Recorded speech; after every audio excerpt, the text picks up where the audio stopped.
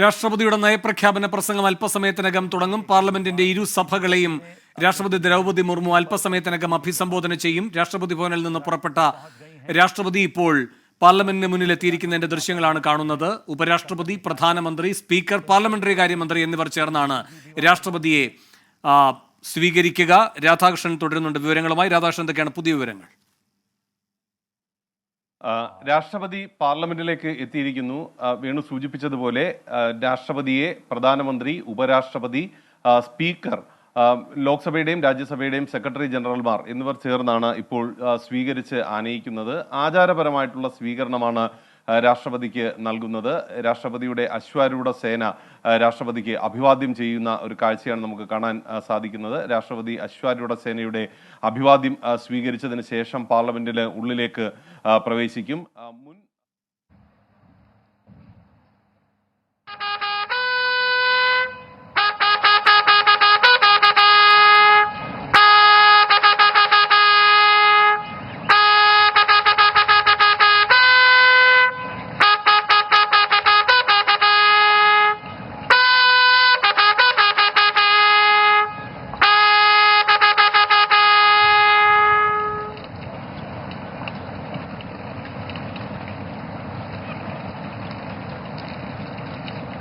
सलामी के पश्चात राष्ट्रपति संसद भवन के भीतर जाती हुई। രാധാകൃഷ്ണൻ പറഞ്ഞോളൂ. जगदीप धनखड़, प्रधानमंत्री नरेंद्र मोदी, രാഷ്ട്രപതി പാർലമെന്റിലേക്ക് എത്തുകയാണ്. വേണു, ഞാൻ നേരത്തെ സൂചിപ്പിച്ചതുപോലെ അധികാരത്തിന്റെ ദണ്ട് എന്ന രീതിയിൽ നമ്മുടെ പുതിയ പാർലമെന്റിൽ പതിച്ചിട്ടുള്ള ചെങ്കോൽ മുന്നിൽ പിടിച്ചാണ് ഇത്തവണയും രാഷ്ട്രപതിയെ പാർലമെന്റിലേക്ക് ആനയിക്കുന്നത്. കഴിഞ്ഞ തവണയാണ് ഈ പതിവ് ആരംഭിച്ചത്. കഴിഞ്ഞ തവണത്തെ സമ്മേളനത്തിന് ശേഷം ഇന്ന് അടക്കമുള്ള ദിവസങ്ങളിൽ ചില എംപിമാർ ഇതുമായി ബന്ധപ്പെട്ടിട്ടുള്ള തങ്ങളുടെ എതിരഭിപ്രായം ഉന്നയിച്ചിരുന്നു. രാഷ്ട്രപതിയെ ഇങ്ങനെ ആനയിക്കുന്ന ഘട്ടത്തിൽ ഈ ചെങ്കോൽ അടക്കം ഉപയോഗിക്കുന്നത്, ചെങ്കോൽ മാറ്റണം എന്നതടക്കമുള്ള അഭിപ്രായങ്ങൾ ഉയർത്തിയിരുന്നു. എന്നാൽ ഇതിനെയെല്ലാം തള്ളിക്കളഞ്ഞുകൊണ്ടാണ് ഇപ്പോൾ രാഷ്ട്രപതിയെ സ്വീകരിക്കാനായി ചെങ്കോൽ ഏന്തിയ സംഘം ആണ് ഇപ്പോൾ മുന്നിൽ പോകുന്നത്. നമുക്ക് ദൃശ്യങ്ങളിൽ കാണാനായിട്ട് സാധിക്കുന്നു. രാഷ്ട്രപതി പുതിയ പാർലമെന്റിന് ഉള്ളിലേക്ക് കടക്കുകയാണ്. ലോക്സഭയിലായിരിക്കും രാഷ്ട്രപതി ഇരു സഭകളുടെയും സംയുക്ത സമ്മേളനത്തെ അഭിസംബോധന ചെയ്യുക. മുൻപതിവ് അനുസരിച്ച് പഴയ പാർലമെന്റിൽ സെൻട്രൽ ഹാളിലായിരുന്നു ഇരു സഭകളിലെയും അംഗങ്ങൾ രാഷ്ട്രപതിയുടെ സംയുക്ത സമ്മേളനത്തിന്റെ ഭാഗമായിട്ട് അഭിസംബോധനയ്ക്കായി എത്തിച്ചേരുകയെങ്കിൽ ഇതിൽ നിന്ന് വ്യത്യസ്തമായിട്ട് പുതിയ പാർലമെന്റ് മന്ദിരത്തിൽ ലോക്സഭയിലാണ് ഈ അഭിസംബോധന നടക്കുക.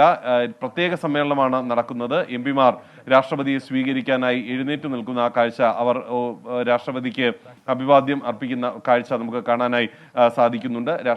രാഷ്ട്രപതി ഭവനിലേക്ക് പാർലമെന്റിലേക്ക് കടക്കുന്ന കാഴ്ചയാണ് കാണാൻ സാധിക്കുന്നത്. ലോക്സഭയിൽ അല്പസമയത്തിനകം ഏതാനും നിമിഷങ്ങൾക്കകം രാഷ്ട്രപതി ഈ സംയുക്ത സമ്മേളനത്തെ അഭിസംബോധന ചെയ്യും. കഴിഞ്ഞ തവണ രാഷ്ട്രപതി അഭിസംബോധന ചെയ്തപ്പോൾ അമൃതകാലത്തിന് പ്രാധാന്യം നൽകുന്ന വികസിത രാജ്യമായി 2047 ഇന്ത്യ മാറും എന്ന ദർശനത്തിന് പ്രാധാന്യം നൽകാനാണ് ശ്രമിച്ചിരുന്നത്. സമസ്ത മേഖലകളിലും വികസനം കൊണ്ടുവരാൻ നരേന്ദ്രമോദിയുടെ നേതൃത്വത്തിലുള്ള സർക്കാരിന്റെ 10 വർഷത്തെ ഭരണത്തിന് സാധിച്ചു എന്നായിരുന്നു ഏപ്രിൽ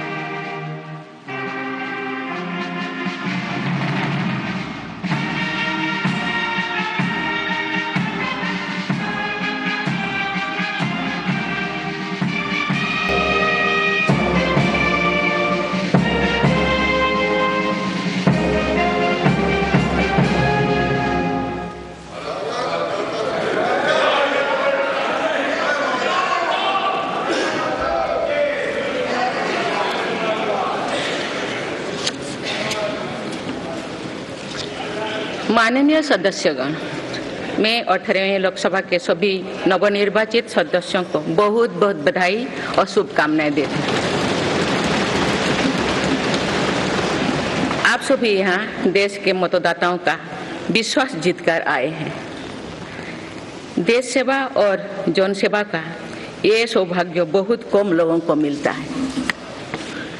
मुझे पूरा विश्वास है आप राष्ट्र प्रथम की भावना के साथ अपना दायित्व निभाएंगे, 140 करोड़ देशवासियों की आकांक्षाओं की पूर्ति का माध्यम बनेंगे। मैं श्री ओम बिरला जी को लोकसभा के अध्यक्ष की गौरवपूर्ण भूमिका के निर्वहन के लिए शुभकामनाएं देती हूँ। उनके पास सार्वजनिक जीवन का बहुत व्यापक अनुभव है। मुझे विश्वास है कि वे लोकतांत्रिक परंपराओं को अपने कौशल से नई ऊंचाई से देने में सफल होंगे। माननीय सदस्यगण, मैं आज कोटि कोटि देशवासियों को की तरफ से भारत के चुनाव आयोग का भी आभार व्यक्त करती हूँ। ये दुनिया का सबसे बड़ा चुनाव था। करीब 64 करोड़ मतदाताओं ने उत्साह और उमंग के साथ अपना कर्तव्य निभाया है। इस बार भी महिलाओं ने बढ़ चढ़कर मतदान में हिस्सा लिया है।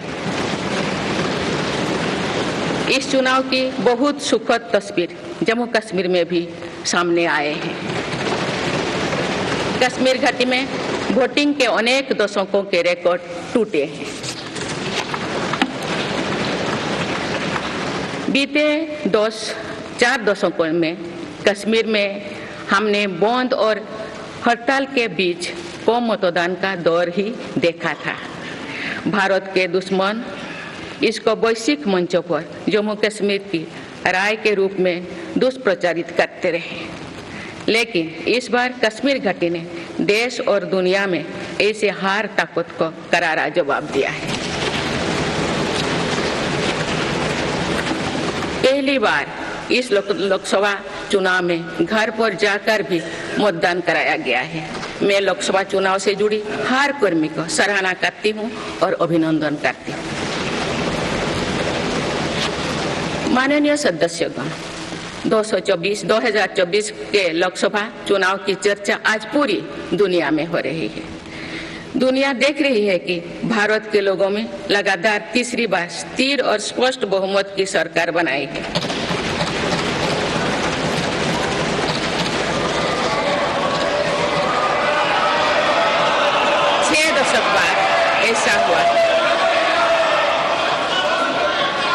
छह दशक बाद ऐसा हुआ है। ऐसा समय में जो भारत के लोगों की आकांक्षाएं सर्वोच्च स्तर पर है, लोगों ने मेरी सरकार पर लगातार तीसरी बार भरोसा जताया है।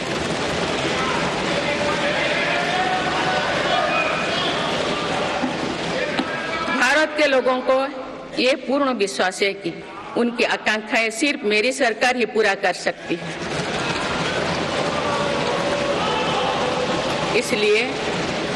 इसलिए 2024 का ये चुनाव नीति, नियत, निष्ठा और निर्णयों पर विश्वास का चुनाव रहा है। मजबूत और निर्णायक सरकार में विश्वास, सुशासन, स्थिरता और निरंतरता में विश्वास, ईमानदारी और कड़ी मेहनत में विश्वास, सुरक्षा और समृद्धि में विश्वास, सरकार की गारंटी और डिलीवरी पर विश्वास, विकसित भारत के संकल्प में विश्वास। मेरी सरकार ने 10 वर्षों से सेवा और सुशासन का जो मिशन चलाया है, ये उस पर मुहर है।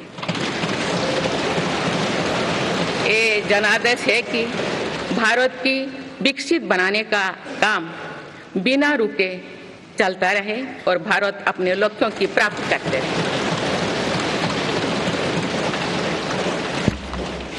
माननीय सदस्यगण, 18वीं लोकसभा कई मायनों में एक ऐतिहासिक लोकसभा है। ये लोकसभा अमृतकाल के शुरुआती वर्षों में गठित हुई है। ये लोकसभा देश के संविधान को अपनाने के 75वें वर्षों की भी साक्षी बनेगी।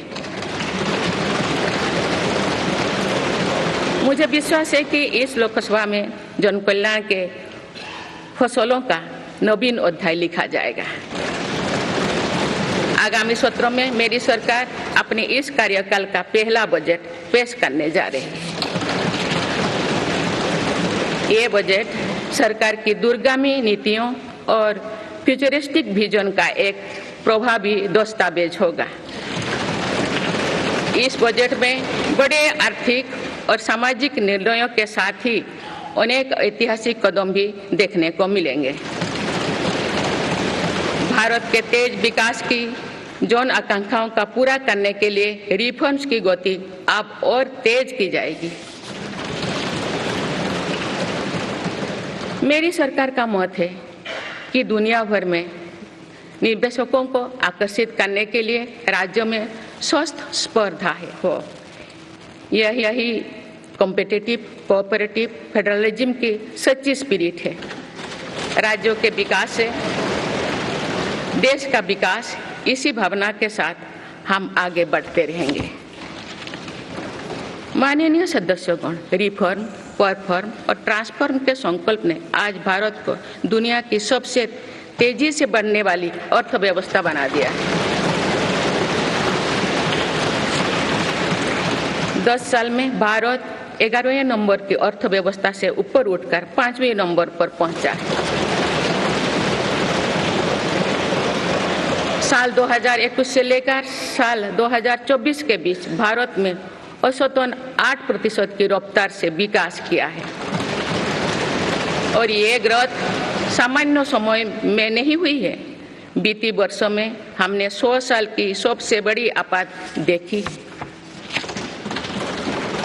वैश्विक महामारी के कालखंड और विश्व के अलग अलग कोने में चल रही संघर्षों के बावजूद भारत ने ये विकास दर हासिल की है। ये बीते 10 साल के रिफॉर्म्स और राष्ट्रहित में के लिए किए गए फैसला के कारण संभव है। आज भारत अकेले ही दुनिया की ग्रोथ में 15% का योगदान दे रही है। अब मेरी सरकार भारत को विश्व की तीसरे नंबर की इकोनॉमी बनाने में जुटी हुई है।